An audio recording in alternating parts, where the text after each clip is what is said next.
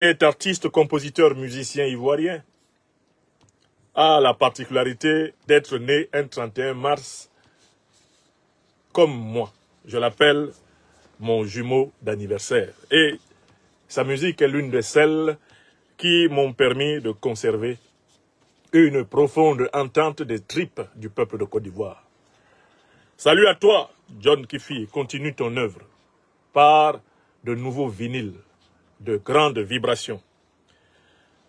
Aujourd'hui, 1er juillet 2025, cette émission est dédiée au peuple de la République démocratique du Congo. Hier, 30 juin 2025, la République démocratique du Congo célébrait symboliquement sa souveraineté, son indépendance, malheureusement jamais acquis depuis la période de l'assassinat du héros national Patrice Emery Lumumba, jusqu'à celle de l'assassinat de celui qui a tenté de reconquérir à nouveau cette souveraineté, Laurent Désiré Kabila, si je ne m'abuse, en l'an 2001, dans le bureau du Palais du Peuple à Kinshasa.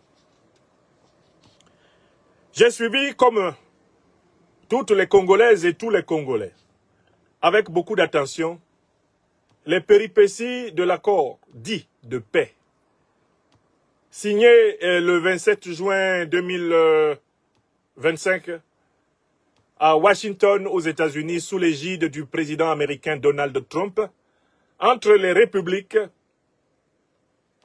démocratiques du Congo et du Rwanda, dirigées respectivement par Félix Tshisekedi Tshilombo et par Kagame Paul. Ayant par la suite pris la peine d'éplucher le texte de l'accord que les États-Unis d'Amérique ont fait signer entre la République démocratique du Congo et le Rwanda, j'ai maintenant le recul analytique nécessaire pour démontrer, c'est l'objectif de cette émission, et c'est la thèse que je défends, que cet accord ne peut pas marcher.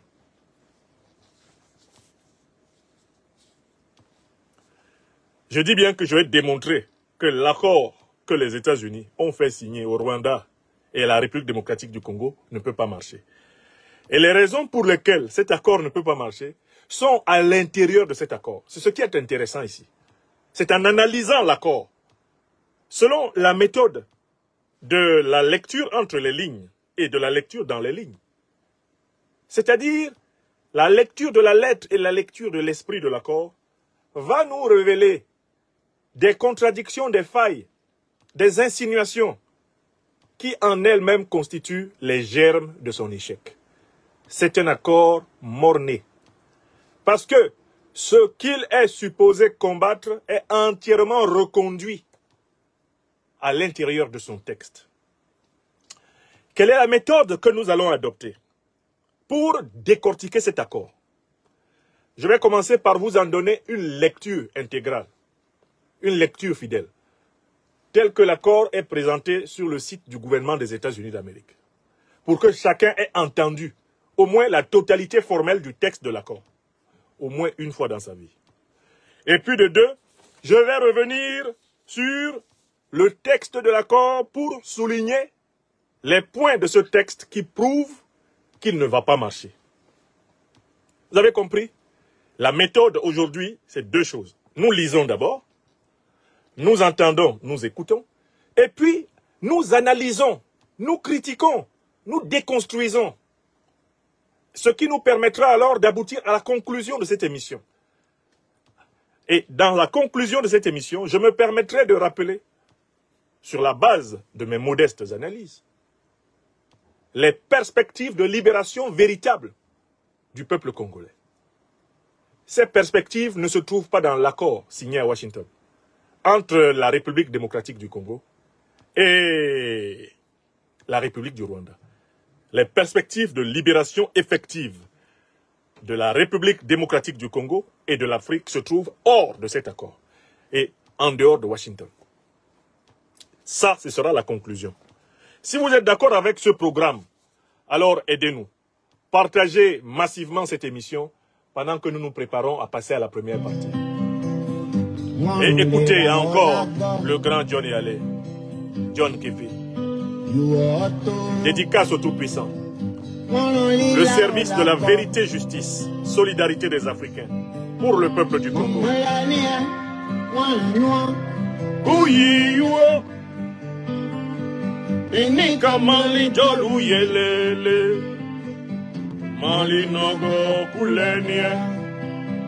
Écrivez Good Life et partagez l'émission. Écrivez Good Life et partagez l'émission. Pendant que nous nous désaltérons. Qui a peur de la vérité ici? Tu connaîtras la vérité te libérera. Aïe.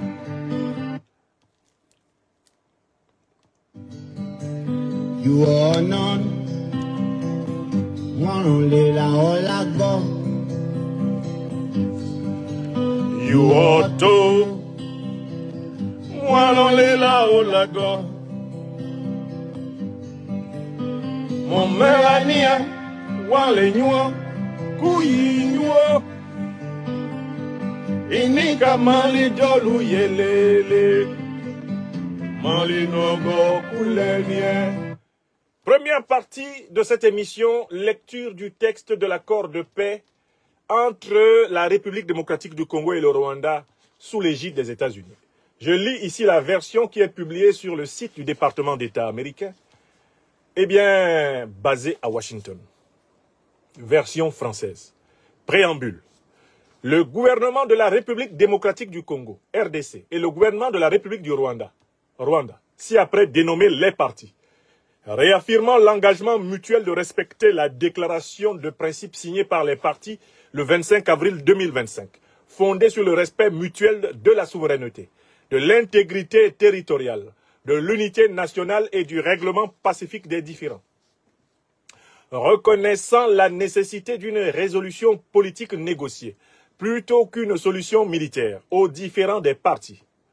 Reconnaissant les termes de l'acte constitutif de l'Union africaine, y compris le respect des frontières existant lors de l'accession à l'indépendance et ses autres instruments relatifs à la promotion de la paix et de la sécurité en Afrique et aux relations cordiales entre les pays africains, la Charte des Nations Unies et la résolution 2773 du Conseil de sécurité des Nations Unies du 21 février 2025 et les autres résolutions pertinentes du Conseil de sécurité des Nations Unies, prenant note du concept d'opération du plan harmonisé de neutralisation des FDLR et de désengagement des forces levées des mesures défensives par le Rwanda CONOPS du 31 octobre 2024 découlant du processus de Luanda et du communiqué du deuxième sommet conjoint CAE-SADC des chefs d'État et de gouvernement du 24 mars 2025, ce qui a été adopté lors de la 6e réunion ministérielle entre la République démocratique du Congo et la République du Rwanda le 25 novembre 2024.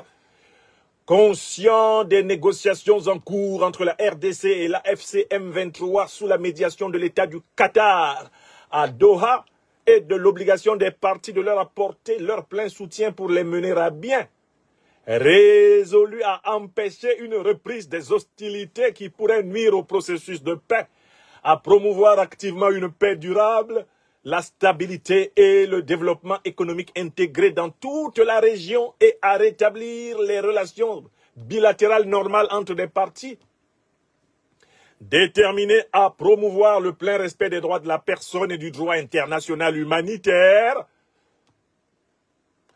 accepte par la présente d'être lié par les dispositions suivantes. 1.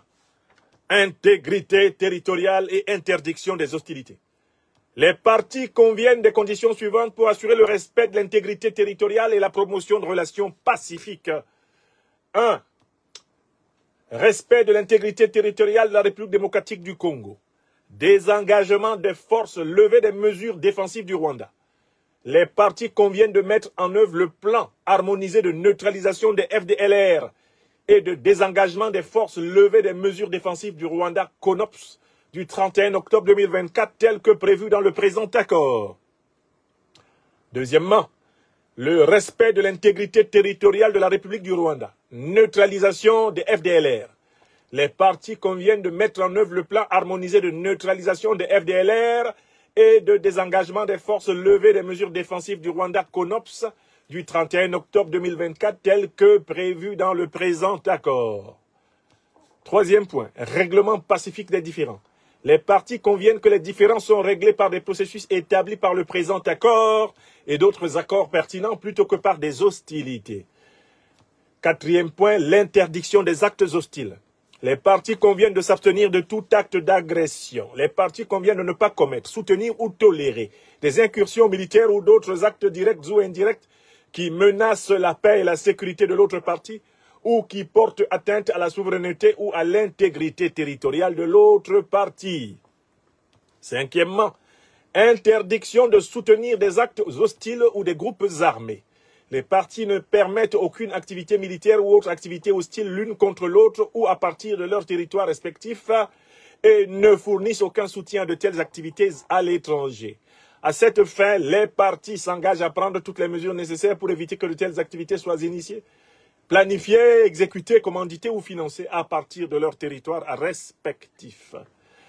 Sixième point, portée territoriale. L'interdiction des actes hostiles s'applique sans restriction géographique, quel que soit le lieu où se trouvent les forces armées impliquées. Septième point, responsabilité à l'égard des groupes armés non étatiques. Les partis prennent toutes les mesures possibles pour veiller à ce que tous les groupes armés dans la zone du conflit cessent de se livrer à des hostilités qui sont incompatibles avec l'interdiction des hostilités établies dans le présent accord. Huitième point, protection des civils et du personnel humanitaire. Les partis facilitent la libre circulation des civils, y compris des humanitaires. Les partis doivent respecter le droit international humanitaire, y compris dans le cadre de la mise en œuvre du présent accord. Deuxième grande partie de l'accord, le désengagement et intégration des groupes armés non étatiques.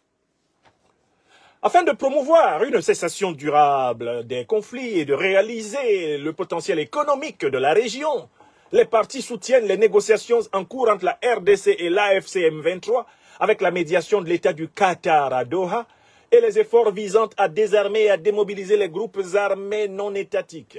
Il s'agit notamment des éléments suivants. Premier élément, fin du soutien étatique aux groupes armés. Les partis cessent immédiatement et sans condition tout soutien de l'État aux groupes armés non étatiques, sauf dans la mesure où cela est nécessaire pour faciliter la mise en œuvre du présent accord. Deuxièmement, désengagement. D'une manière séquencée et coordonnée avec le désengagement des forces, et comme le disposeront d'autres accords à venir, les partis appuient le désengagement, le désarmement et l'intégration des groupes armés non étatiques prévus par d'autres accords ou processus et par le processus de désarmement, de démobilisation, de réintégration communautaire et de stabilisation PDDRCS, ainsi que le mécanisme conjoint de coordination de la sécurité conformément à la section 3 du présent accord. Troisième élément, intégration conditionnelle dans les forces de sécurité.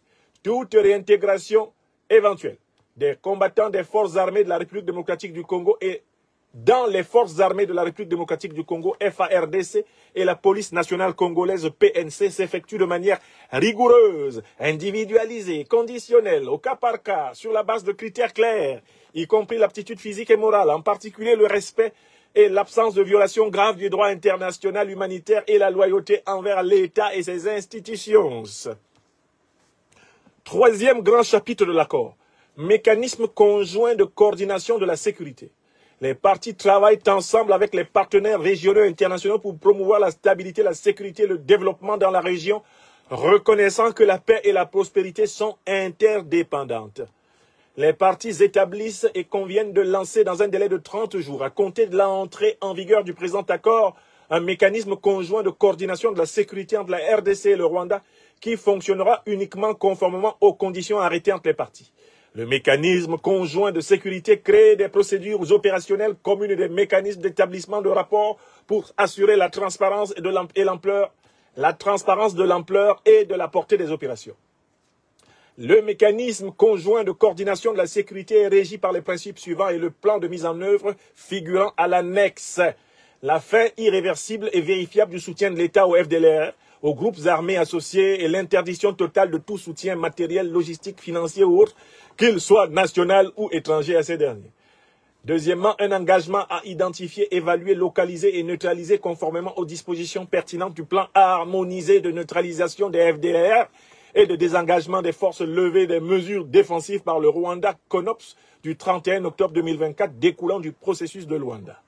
Troisièmement, un engagement à s'appuyer sur les accords de coopération bilatérale en matière de sécurité déjà couronnés de succès, dans le cadre desquels les opérations sont ciblées, ponctuelles et ciblées sur une menace spécifique. Quatrièmement, la protection des civils et le respect du droit humanitaire. La quatrième grande partie de l'accord nous parle des réfugiés déplacés internes et considérations humanitaires. Les parties avec l'appui des agences des Nations Unies, des organisations humanitaires pertinentes et de la communauté internationale. 1. Retour des réfugiés. Facilite le retour sûr, volontaire et digne des réfugiés en coordination avec les autorités territoriales et ou coutumières des États respectifs dans leur pays d'origine d'une manière conforme à leurs obligations juridiques internationales et aux dispositions des accords tripartites sur le rapatriement volontaire des réfugiés congolais et rwandais signés à Kigali le 17 février 2010 entre la RDC, le Rwanda et l'OHCR, reconnaissant la contribution positive de ce mécanisme. Déplacés internes reconnaissent qu'il est nécessaire de mettre fin au conflit pour permettre le retour des déplacés internes dans leur lieu d'origine en coordination avec les autorités territoriales et coutumières de l'État congolais. Troisièmement, aide humanitaire, crée des conditions propices à l'acheminement des secours d'urgence et garantissent aux organismes humanitaires un accès libre, sûr, sans entrave et inconditionnel aux populations vulnérables. Conformément aux obligations qui leur incombent en vertu du droit international humanitaire et aux résolutions pertinentes du Conseil de sécurité des Nations Unies, les autorités locales de la RDC en sont responsables sous la supervision du gouvernement central de la RDC. Cinquième partie de l'accord, MONUSCO et autres soutiens multilatéral. Les parties appuient et encouragent les efforts déployés par les forces et mécanismes multilatéraux de maintien de paix, et de la paix d'interposition et de vérification. Premièrement, les parties facilitent et soutiennent la capacité de la MONUSCO à protéger les populations civiles et à mettre en œuvre tous les éléments de son mandat, y compris en respectant la liberté de circulation de la MONUSCO et en prenant toutes les mesures appropriées pour assurer la sûreté et la sécurité du personnel des Nations Unies déployé dans l'Est de la RDC. Les parties s'engagent à faire progresser la mise en œuvre de la résolution 2773-2025 du Conseil de sécurité des Nations Unies et d'autres résolutions pertinentes du Conseil de sécurité des Nations Unies. Les parties reconnaissent que la MONUSCO, telle que mandatée par la résolution 2765-2024 du Conseil de sécurité des Nations Unies, joue un rôle important dans la paix et la sécurité locale. Sixième partie, et c'est l'avant-dernière partie, en termes de contenu et de taille. Sixième partie, c'est très important. Cadre d'intégration économique régionale. J'ai eu mal quand je lisais la sixième partie de cet accord. Écoutez, cadre d'intégration économique régionale. Les parties conviennent de lancer dans les 3 mois suivants l'entrée en vigueur du présent accord, le cadre d'intégration économique régionale en plusieurs étapes, qui sera défini dans un accord distinct, intitulé Cadre d'intégration économique régionale, et s'appuie sur les efforts existants tels que la ZLECAF, la CIRGL, le CO et la CAE. Les parties utilisent ce cadre pour développer le commerce extérieur et les investissements provenant des chaînes d'approvisionnement de la région en minerais critiques et introduire une plus grande transparence, ce qui bloque les canaux économiques illicites et procure davantage de prospérité aux deux parties, en particulier pour la population de la région, à partir des ressources naturelles de la région, grâce à des partenariats mutuellement bénéfiques et des opportunités d'investissement. Oh Seigneur! Oh Tshisekedi mon Dieu! Premièrement, intégration bilatérale. Dans le cadre, les parties lancent et ou élargissent la coopération sur les priorités communes telles que la gestion des parcs nationaux, le développement hydroélectrique, le dérisquage des chaînes d'approvisionnement en minerais, la gestion conjointe des ressources dans le lac Kivu et les chaînes de valeur minière transparentes et formalisées de bout en bout, de la mine au métal transformé qui relie les deux pays, en partenariat, le cas échéant, avec le gouvernement et les investisseurs des États-Unis. Ouais. Intégration régionale. En outre, avec les partenaires clés, les partis s'engagent à explorer des options pour lier le cadre à d'autres initiatives internationales ou régionales de développement économique, y compris dans le cadre de projets d'infrastructure. Surveillance économique. Les partis établissent ou utilisent des mécanismes indépendants d'audit économique et de lutte contre la corruption pour surveiller les chaînes d'approvisionnement en minerais. Les projets d'infrastructure et tout accord économique futur entre les partis, conformément au cadre d'intégration économique régionale. 7e partie. Mise en œuvre et règlement. Mise en œuvre et règlement des différends. Règlement des différends. Tout différent découlant de la mise en œuvre. Tout différent découlant de la mise en œuvre du présent accord est résolu à l'amiable entre les parties avec la facilitation du comité de surveillance conjointe. À la demande de l'une ou l'autre partie. Si les parties ne parviennent pas à régler un différend, elles renvoient la question au comité de surveillance conjointe pour facilitation. Deuxièmement, comité de surveillance conjointe. Aux fins de la mise en œuvre du présent accord, les parties créent par la présente un comité de surveillance conjointe conformément aux conditions suivantes. Les parties sont membres du comité de surveillance conjointe et invitent dans un délai de 3 jours les gouvernements et organisations internationales suivants à siéger au comité de surveillance conjointe. Facilitateur de l'Union africaine. 1. Qatar. 2. États-Unis. 3. Petit b. Le comité de surveillance a pour mandat de recevoir les plaintes des parties concernant les violations du présent accord et de résoudre les différends découlant des violations du présent accord, de prendre des mesures le cas échéant pour remédier aux violations, de surveiller et examiner les accusations de violation et résoudre les différends. Le comité peut nommer un autre représentant pour établir un mécanisme ad hoc approprié pour aider au règlement de tout différend lié au présent accord. Le comité s'efforce de prendre des décisions et de résoudre les différends par consensus. Le comité s'efforce d'établir son mandat lors de la première réunion. La première réunion du comité conjoint a lieu dès que possible et au plus tard 45 jours après l'entrée en vigueur. Les parties envisagent d'organiser la première réunion du comité à Washington. Troisièmement, précision, le présent accord ne crée aucune obligation pour les États non partis, siégeant au comité de surveillance conjointe. Je lis encore. Le présent accord ne crée aucune obligation pour les États non partis, siégeant au comité de surveillance conjointe. C'est-à-dire, en dehors du Rwanda et de la République démocratique du Congo, l'accord ne crée aucune obligation au Qatar, aucune obligation aux États-Unis. Aucune obligation à n'importe quel autre pays, en dehors du Rwanda et la RD Congo. Les autres n'ont aucune obligation. On continue. Il nous reste 2 petits paragraphes. Disposition finale. Le présent accord reste en vigueur indéfiniment, sauf accord contraire entre les parties. Le présent accord peut être résilié à tout moment par l'une ou l'autre partie sur préavis écrit de 60 jours transmis à l'autre partie. Le présent accord peut être amendé par accord écrit des parties. L'annexe est réputée partie intégrante du présent accord. 9e et dernière partie entrée en vigueur. Le présent accord entre en vigueur et les obligations qui y sont énoncées prennent effet à compter de la signature du présent accord signé à Washington le 27 juin 2025 en double exemplaire en langue française et anglaise pour le gouvernement de la République du Congo et pour le gouvernement de la République du Rwanda, attesté par le gouvernement des États-Unis d'Amérique. Je m'arrête là pour la lecture générale du texte de l'accord. J'espère que vous avez au moins, tous pour la première fois, entendu la totalité du texte de l'accord. Nous allons maintenant entrer dans la deuxième partie, l'analyse. L'analyse de ce qui est écrit.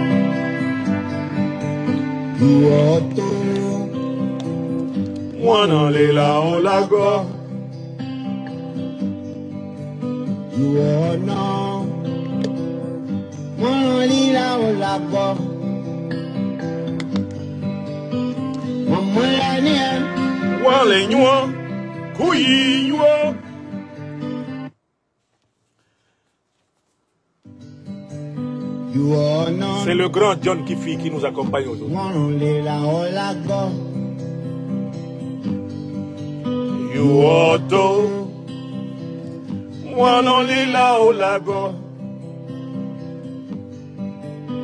Mon melanien, wale nyua, kuyiwa.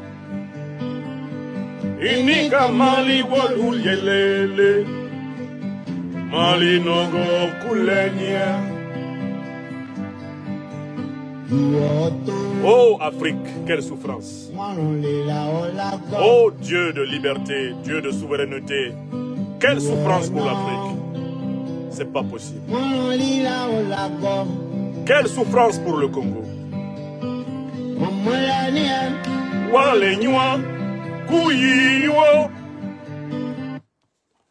Une dernière fois, encore, John Kifi. Yuona, moi non les la olago. Yuoto, moi non les la olago. Mon malania, wale nyua, kuyiwo. Inika mali jolu yelele. Mali nogo kulenia. Africaines, Africains, Congolaises, Congolais. Deuxième partie de cette émission. Nous allons maintenant décortiquer les raisons pour lesquelles cet accord ne peut pas marcher. Suivez-moi pas à pas. D'abord, l'accord est signé sous les égides des États-Unis. Quand un État prend la responsabilité de proposer la paix à deux autres États, il faut que l'État qui propose la paix aux deux autres États lui-même respecte les normes de la paix. Première raison pour laquelle cet accord ne peut pas marcher, c'est que les États-Unis qui ont présidé à cet accord ne respectent pas eux-mêmes les principes qu'ils demandent que la République démocratique du Congo et le Rwanda respectent. Tu ne peux pas démontrer à ton enfant qu'il n'a pas le droit de fumer une cigarette en tenant toi-même un gros cigare dans la bouche. C'est vrai ou c'est faux? Imaginez un papa qui veut expliquer à son fils pourquoi c'est dangereux de fumer. Et qui tient dans sa main un gros cigare de Havane. Il le fume et il dit à son fils, bon, j'ai appris que tu as acheté un paquet de cigarettes là en ville. Il ne faut pas fumer. Et il fait une grosse bouffée de son Havane. C'est exactement l'attitude des États-Unis. Parce que dans le préambule, voici les principes en vertu desquels les États-Unis d'Amérique réunissent la République démocratique du Congo et le Rwanda. Premier principe, le principe de la souveraineté. Selon ce principe, chaque peuple a le droit de disposer de lui-même.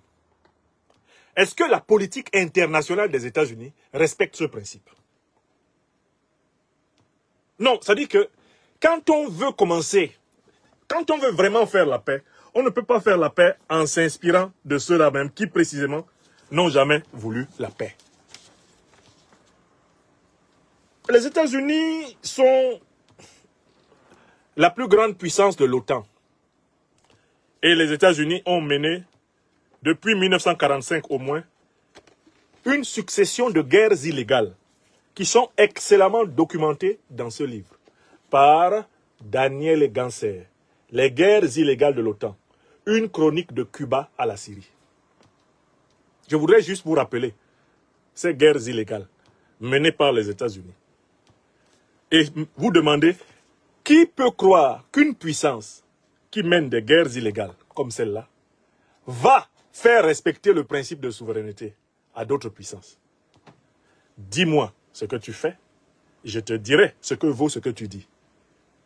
On n'est pas ce qu'on dit, on est ce qu'on fait.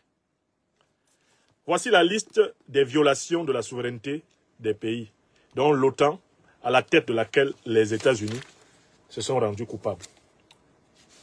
Je vais vous citer la liste des guerres illégales de l'OTAN, analysée par le géopolitologue suisse Daniel Ganser. D'accord? La guerre illégale contre l'Iran en 1953. Est-ce que le principe de souveraineté de l'Iran a été respecté quand les États-Unis ont attaqué l'Iran en 1953? La guerre illégale contre le Guatemala en 1954. Est-ce que ça, c'est le respect du principe de souveraineté du Guatemala? La guerre illégale contre l'Égypte en 1956, contre Nasser. Ça, c'est le respect du principe de souveraineté de l'Égypte? La guerre illégale contre Cuba en 1961, c'est le respect du principe de souveraineté de Cuba? Parce que si on veut enseigner le respect du principe de souveraineté au Congo et au Rwanda, il faut le respecter soi-même. On continue. La guerre illégale contre le Vietnam en 1964. Cette guerre menée par les États-Unis contre le Vietnam, était-elle une guerre respectueuse du principe de souveraineté? Y a-t-il eu un procès, des condamnations et des réparations pour toutes ces guerres illégales? On continue.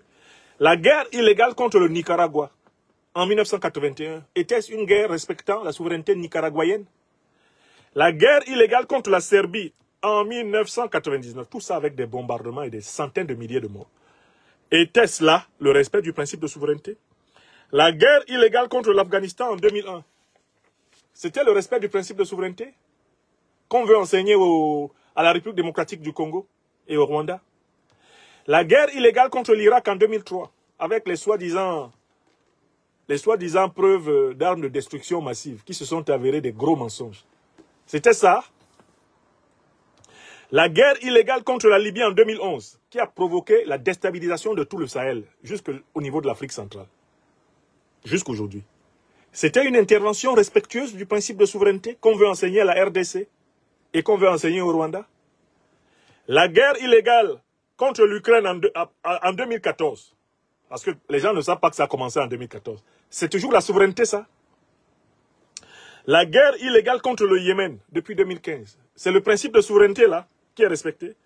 La guerre illégale contre la Syrie depuis 2011. La Syrie à la tête de laquelle on a installé un chef terroriste, Ahmed al-Shara. C'est ça, le respect du principe de souveraineté.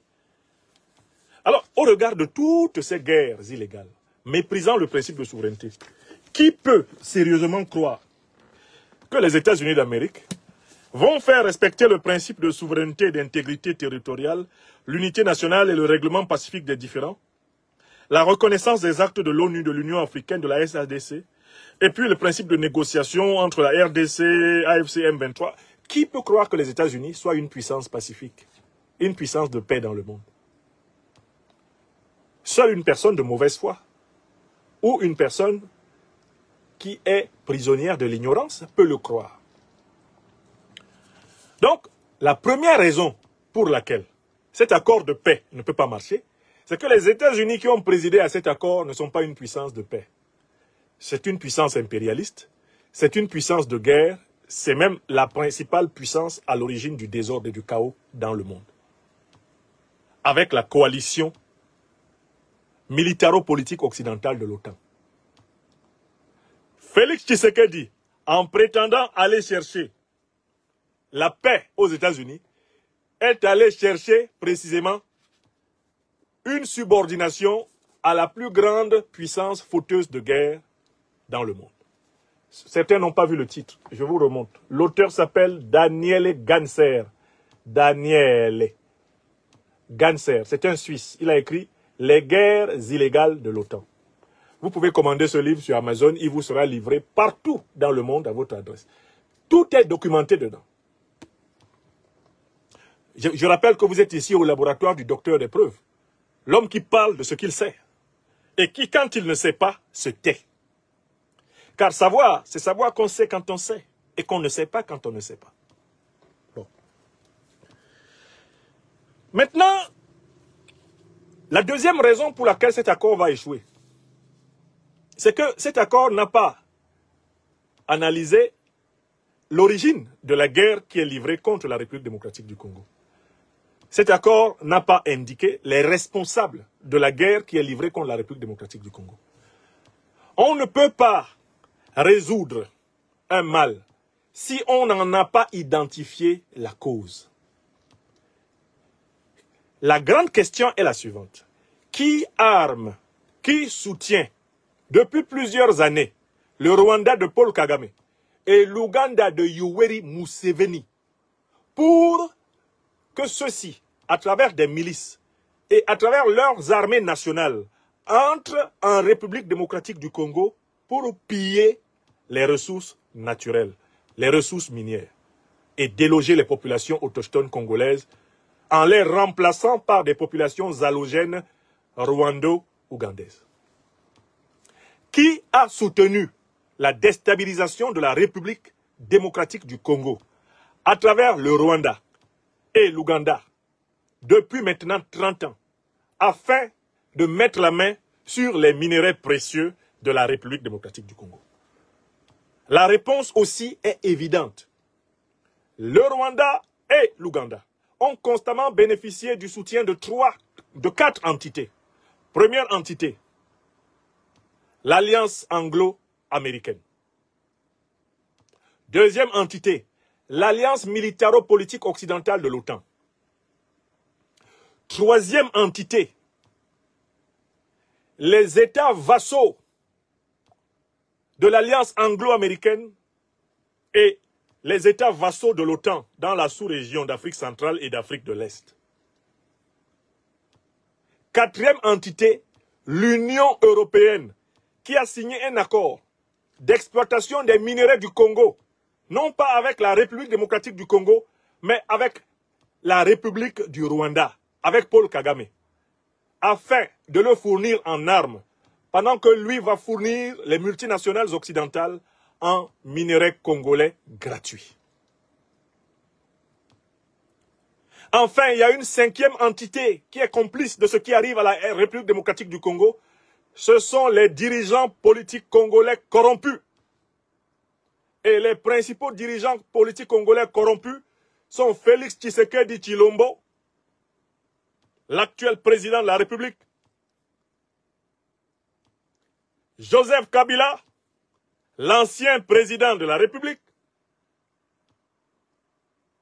Joseph Kabila, l'ancien président de la République, et tous les autres opposants connectés à l'une ou l'autre des nébuleuses. Donc, vous avez entendu les 5 entités qui sont coupables, qui sont responsables et co-responsables de la guerre au Congo. L'Alliance anglo-américaine, qui est derrière le Rwanda et l'Ouganda, l'OTAN, l'Alliance militaro-politique occidentale. Écrivez, hein? Écrivez ça.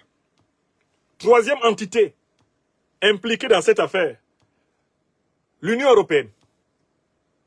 L'Union européenne. Quatrième entité impliquée tout naturellement dans cette affaire, eh bien sûr, tout naturellement les élites rwando-ougandaises, l'élite rwando-ougandaise. Cinquième entité, les élites politiques congolaises corrompues. Et je vous dis, Félix Tshisekedi est autant mouillé dans cette lâcheté envers le peuple du Congo que Joseph Kabila et tous ceux qui les suivent. Pour ce qui est de l'OTAN, ce n'est pas compliqué. Le principe de l'OTAN, c'est l'ordre par le chaos. Et à partir de 1939, une lettre d'Einstein à Roosevelt révèle qu'il ne faudra jamais laisser le Congo en paix. Parce que si on laisse le Congo en paix, les minerais stratégiques du Congo risquent d'en faire une puissance qui va échapper au contrôle de l'impérium américain et occidental. Ne jamais laisser le Congo en paix pour le piller, c'est un principe permanent de la politique anglo-américaine. Et c'est dans le cadre de cette politique qu'ont été assassinés Patrice Emery Lumumba, dans les années donc 60, et Laurent Désiré Kabila en 2001. C'est ainsi qu'ont été éliminés tous les héros de la lutte d'indépendance du Congo. Je pense notamment par exemple à Pierre Moulele. C'est une ligne directrice de l'offensive de l'Occident contre l'Afrique. L'offensive de l'impérialisme occidental contre l'Afrique, elle est constante contre la République du Congo. Pour l'OTAN, il n'y a pas de débat. Pour la puissance anglo-américaine, il n'y a pas de débat non plus. Les services anglo-américains sont étroitement associés à l'élimination de tous les véritables défenseurs de la souveraineté congolaise depuis plus de 60 ans. La déclassification des documents de la CIA a permis de connaître le montant même qui avait été versé à Joseph Désiré Mobutu pour assassiner Lumumba. La CIA a déclassifié les documents. On avait donné 250 000 $ à Mobutu pour qu'il assassine Lumumba parce que Lumumba voulait que les ressources faramineuses du Congo servent au développement du Congo et de l'Afrique. L'Union européenne, son soutien au Rwanda et à l'Ouganda contre la République démocratique du Congo ne se cache pas. L'accord existe. Comment peut-on comprendre que une trentaine de pays européens signent avec le Rwanda, qui ne possède rien dans son sous-sol de comparable, un accord dans l'exploitation des ressources minières qui appartiennent à la République démocratique du Congo? Comment pouvez-vous comprendre cela? Que ce soit en logique, en droit, ou quel que soit le domaine sensé dans lequel vous vous situez. Comment l'Union européenne peut-elle négocier les ressources minières qui n'appartiennent pas au Rwanda avec le Rwanda, si ce n'est la reconnaissance explicite de son soutien au terrorisme rwandais contre le peuple congolais? C'est pas compliqué. Quant à Félix Tshisekedi et à Joseph Kabila, leur implication dans la déstabilisation du Congo ne fait l'homme d'aucun doute. Pourquoi? Commençons par Tshisekedi. Tshisekedi, tout en faisant semblant de lutter pour sortir le Congo de l'impasse dans lequel il se trouve, Tshisekedi, en fait, a décidé de brader encore davantage le Congo que Joseph Kabila ne l'a fait, ou que Kagame ne l'a fait. Tshisekedi est dans une rivalité avec Kabila et Kagame afin d'être celui qui vend mieux, c'est-à-dire celui qui vend moins cher, moins cher encore le Congo, aux puissances impérialistes occidentales et moyen-orientales. C'est une rivalité des vassaux. Entre Félix Tshisekedi, Joseph Kabila et Paul Kagame, il n'y a qu'une rivalité des vassaux de l'OTAN. Chacun rivalisant d'adresse pour que l'OTAN lui fasse confiance. On ne peut pas comprendre que Tshisekedi croit pouvoir libérer le Congo en allant chercher la paix du Congo entre les mains de la puissance qui a organisé la guerre du Congo. La puissance qui a organisé l'élimination de Lumumba. La puissance qui a organisé l'élimination de Kabila. La puissance qui a armé Kagame pour attaquer le Congo. Cette puissance ne peut pas donner la paix au Congo. Car la paix au Congo signifie l'augmentation du coût des matières premières stratégiques et par conséquent la baisse du rendement pour les multinationales occidentales, les multinationales américaines, anglaises, etc. Voilà pourquoi, dans la logique de l'impérialisme américain et occidental, le seul accord possible est celui qui permet à cet impérialisme de contrôler encore plus puissamment les ressources du Congo. Et c'est cela qu'on trouve dans le chapitre 6 de cet accord, consacré à ce qu'ils ont appelé le cadre d'intégration économique régionale.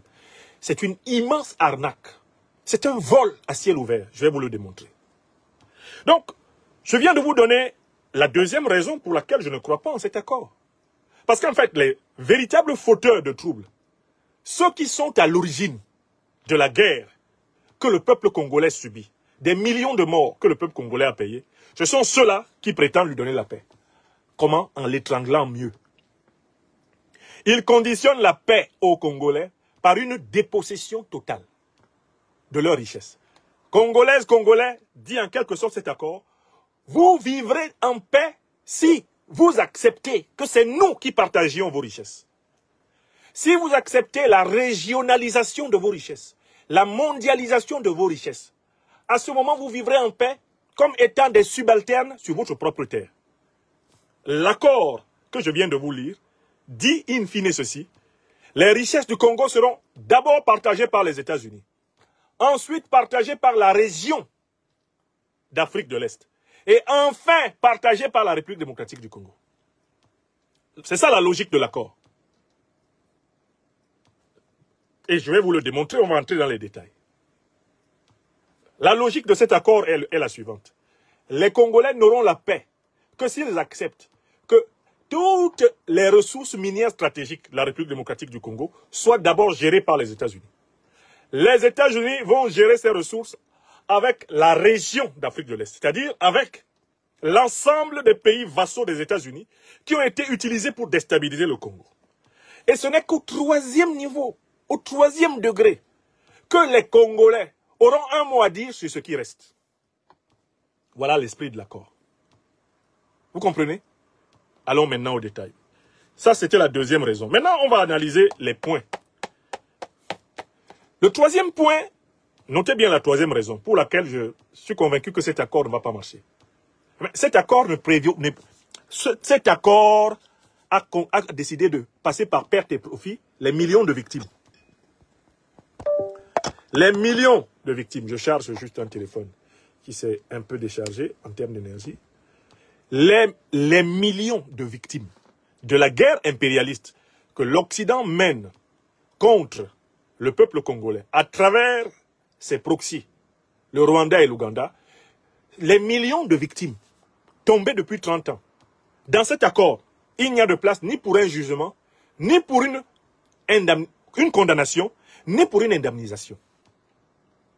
Des millions de morts au Congo, des millions de femmes violées, des millions d'orphelins, des millions de blessés de guerre. Il n'y a pas une seule ligne dans cet accord pour prévoir que ceux qui leur ont infligé ces crimes de guerre, ces crimes contre l'humanité, ceux qui leur ont infligé ces crimes économiques soient condamnés et qu'ils payent des réparations. Mais comment peut-il y avoir la paix dans un accord qui ne prévoit aucune ligne pour la justice? Est-ce que vous avez noté le troisième argument? Cet accord ne peut pas apporter la paix au Congo parce que cet accord est injuste. Il est notamment injuste envers les millions de victimes de la guerre organisée contre le peuple congolais par l'impérialisme occidental et moyen-oriental, déguisé derrière le Rwanda et l'Ouganda. Il y a eu des millions de personnes tuées. S'il n'y a pas un procès, la condamnation de ceux qui les ont tués, s'il n'y a pas une exigence de réparation adressée au Rwanda, à l'Ouganda et à leurs maîtres américains, occidentaux et moyen-orientaux, il n'y aura pas la paix au Congo. Vous ne pouvez pas tuer des millions d'êtres humains sans qu'il y ait un jugement, une condamnation, sans qu'il y ait des réparations. Il n'y a aucune place pour le jugement. Il n'y a aucune place pour la condamnation.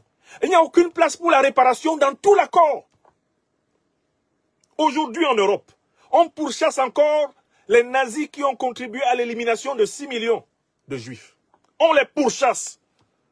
Il y a eu les procès d'Auschwitz.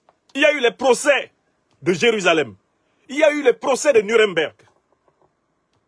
Toutes sortes de procès ont eu lieu pour traquer ceux qui ont perpétré l'ignominie au cœur de l'Europe.